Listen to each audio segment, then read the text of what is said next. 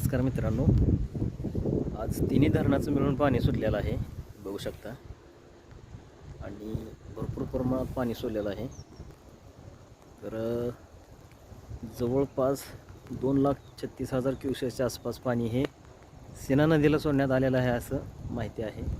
परंतु किती पाणी सीना नदी देऊ शकतं असं काही सांगता येणार नाही. आपण बघू शकता, हा जो भाग आहे हा बांबोडीवरून येणारा भाग आहे ओढ्याचा. तर इकडेही पाणी सर्वत्र पसरलेलं आहे, आणखी वाढणार आहे.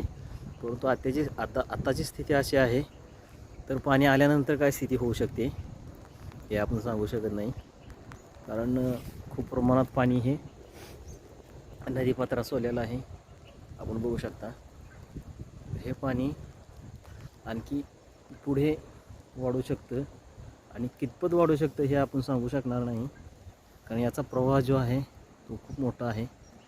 आणि आपण बघू शकता की हे पाणी आणखी वाढणार असून हे नदीचं जे रौद्ररूप आहे ते आपल्याला पुढील काही तासांमध्ये पाहायला मिळणार आहे. परंतु आत्ताची स्थिती अशी आहे, तर परत कशी असू शकते हे सांगता येणार नाही. कारण जिकडे पाहाल तिकडे पाणीच पाणी आहे.